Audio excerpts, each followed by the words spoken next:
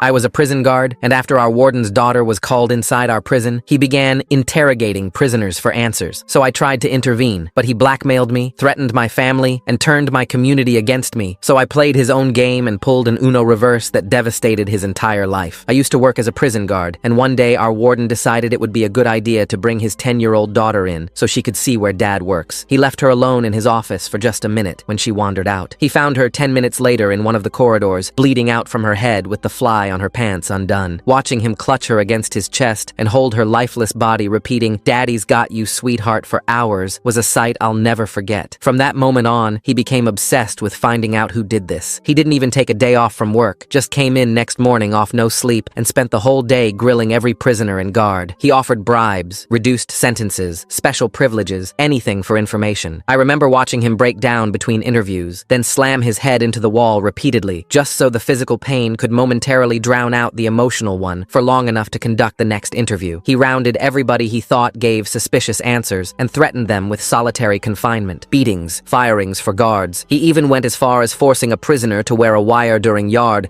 to hopefully catch an admission, threatening that prisoner with an extra 2 years to his sentence if he didn't wear it. Unfortunately, his interviews didn't get him an answer, so he started becoming more harsh. 2.5 weeks after the death, he came into work hammered and grabbed me by the shoulders, telling me today was the beginning of the end. He then rounded up all the prisoners and announced to them that until the truth about who did it comes out, they would only be getting fed every second day. The backlash was brutal, and the warden took that as a sign that the people protesting were guilty. He got a hold of everyone who stepped out of line and ordered us, the guards, to hit them. Some guards, including myself, felt bad and didn't want to, but he threatened our jobs, saying if we're hesitating, then that means one of us must have culled his daughter. He'd pace around the prison either high or hammered every day, banging on random cells to tearfully beg for someone to tell him who took his daughter. When that didn't work, he began threatening the prisoners' children. He'd call up the prisoners he found most suspicious into his office and vividly describe to them the connections he had outside and what he could do to their families if they didn't confess. Unsurprisingly, this led to the prisoners hating him, with one particular inmate even lunging at the warden in the office. Said inmate ended up getting stabbed in the arm and had 5 years added to his sentence. But that wasn't even the worst part. You see, the warden took this inmate's rebellion as a clear admission that he was the guilty one, and because of that, the inmate, Jeremiah, was brought back to the warden's office a few days later. Nobody saw Jeremiah again for the following days after, so we all assumed he was just thrown in solitary or something. But then one day, while going to get coffee, I heard screaming coming from the underground tunnels below. I went down to investigate, and the more I followed the sound, the more disturbing it got, like nothing I'd ever even envisioned before. I remember going to the door where the sound was coming from, and through the crack, I could see it. The warden had Jeremiah tied to a chair. He was doing horror movie level